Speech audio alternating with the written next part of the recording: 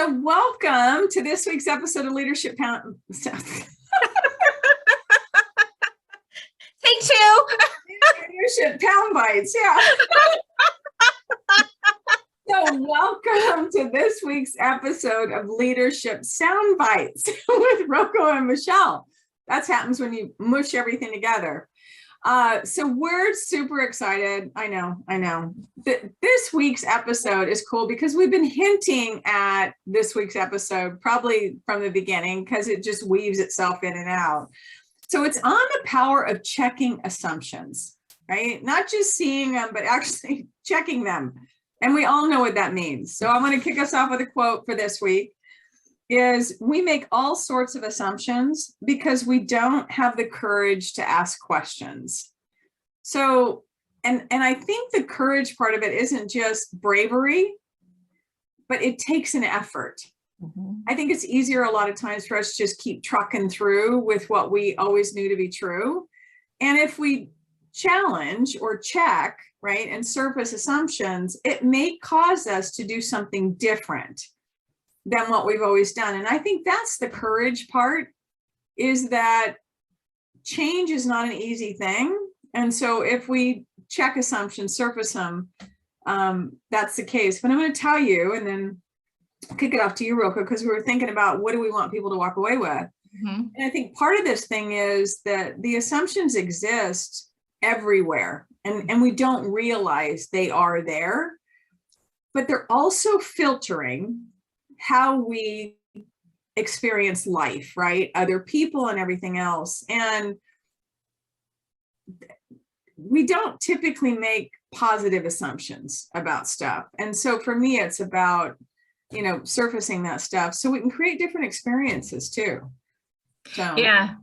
What's on your mind? So a lot of things are on my mind. And this is one of those ones too, that we could just talk for hours and hours and hours about, because there are so many aspects of it. I love the intentional word that you used around checking assumptions. And I know we talked about, is it questioning assumptions? There's all different ways of approaching it, but I like the idea of checking because it talks about first slowing down and being aware that you might have an assumption. Mm-hmm. And then to your point about being vulnerable and willing to question that assumption. What is really true about it? Is it true about it? And those are the two things that came to mind immediately. But as you were talking about your examples and whether assumptions often aren't necessarily good, our brains are wired to take advantage of assumptions.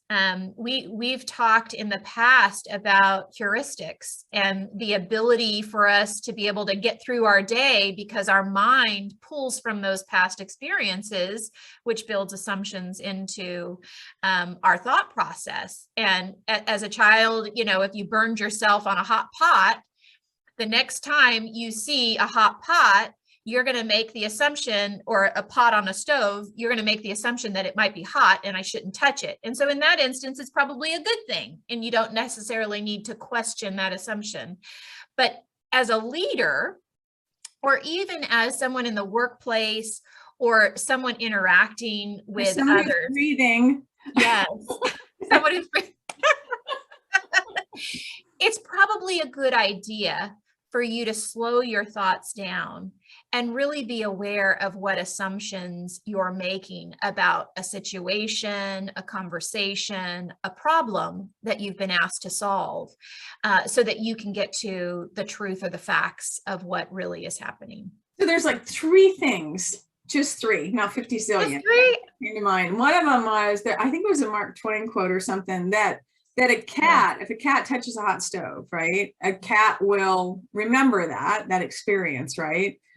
And will never touch a hot stove again, right? But the other part of that is the cat will never touch a stove again.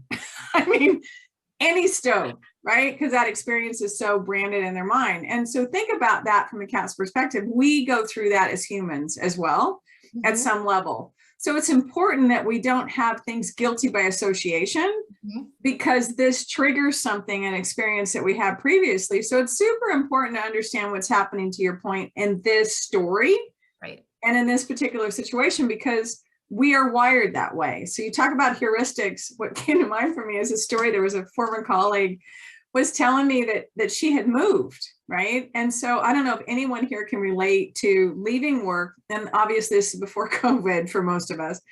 Leaving work, getting in your car, driving home, and you get home and you really don't remember that route because your brain took over. You're not actually going, I have to go here, and your brain just took over. So her brain took over, and she found when she woke up from this thing that her brain had hijacked her on, she was actually pulling into her old house, which was not her house anymore. It was someone else's house. And she's like, oh my God. So we have to check this stuff. Mm-hmm. So for her in that time, it would have been, okay, so where do I live now? Okay. And the underlying assumption was, I know how to get home and it's going to be okay. The other part of it is that how do we know that that's what's happening, that we have assumptions going? Because I think part of it, Roko, is there may be something that someone else can point out, hey, you're making an assumption on this, but lacking that, because we usually don't have someone sitting on our shoulder going, how do you know that? Right.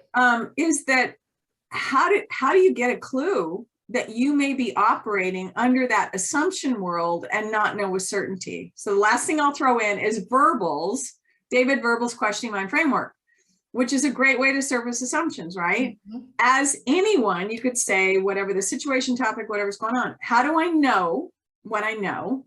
Okay, no, what do I know first? What do I know? Yeah. How do I know it? So is it from the experience from 5 years ago, or do I know the truth in this story? What's actually happening here real time?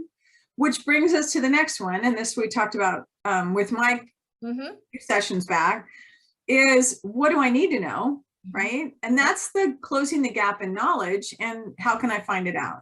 So that was the stuff that triggered when you were talking. You do trigger a lot of stuff. I appreciate that. So let me trigger something else. Assumptions. One of the things that helped me slow down and really question or check those assumptions was defining the word assumption for me. And that was putting it in the realm of a judgment.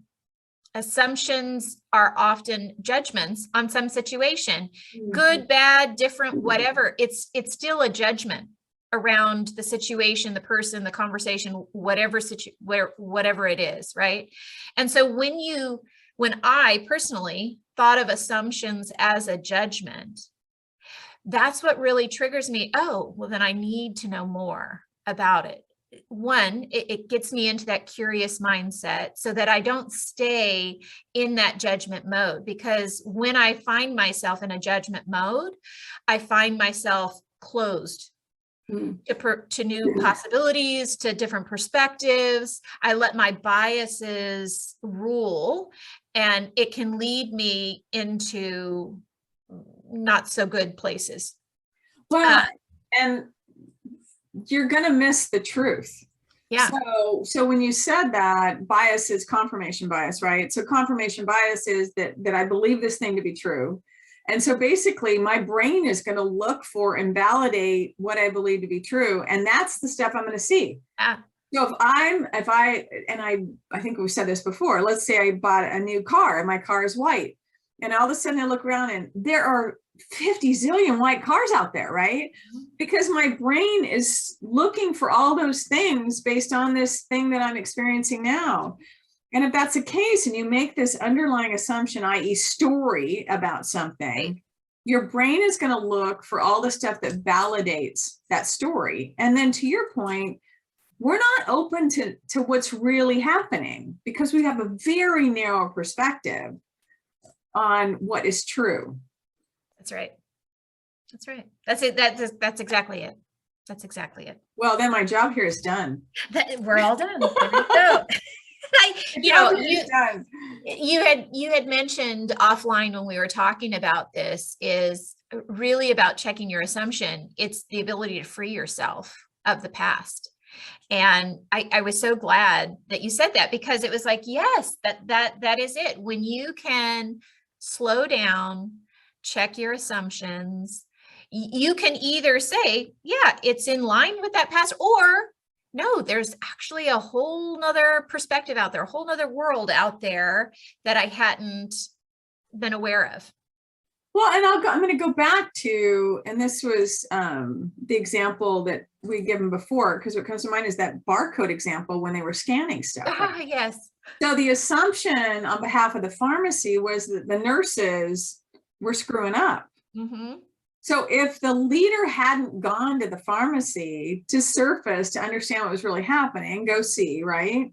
Mm-hmm. They wouldn't have never realized that, you know, when you set people up in the nursing world, okay, or any world that people are doing a job, and there's an option to fail, not scan the right one, it's not their fault. You've designed the process that way. But in a very controlled environment, when someone knew better and they knew to go down to the right one, but it's like, you can't set people up for stuff like that. Set it up to where they can't make a mistake. Don't set them up to where, you know, it's a 50-50 shot. And just by luck and by gosh is the only reason you can do it. So the assumptions are, you know, you're placing blame or, you know, getting to the point where I know it's X, Y, Z. Do you? How do you know? You know, and I just think it's powerful stuff. And if we can get past those to come from a place of curiosity, we make better connections with people because we're actually open up to understand what the truth really is or what their perspectives are or something else that may be going on. And it takes less time. And I say that because we do lie to ourselves, like Lori Kozart from before said, you know, that our brain lies to us, that, Yes. you know, everything takes so much longer. It doesn't take as long as you think. That's right. And I've told this, said this time and time again, and I'll continue to say it. You're going to spend time somewhere. So you're either going to spend it on the front end, understanding, and it's going to be less time, or the back end trying to do recovery. That's right. And recovery a lot of time doesn't work. It's that wasted, we can't do it anymore. Yeah. Yeah. And you had a quote. I can't recite it, but you had a quote that I just loved.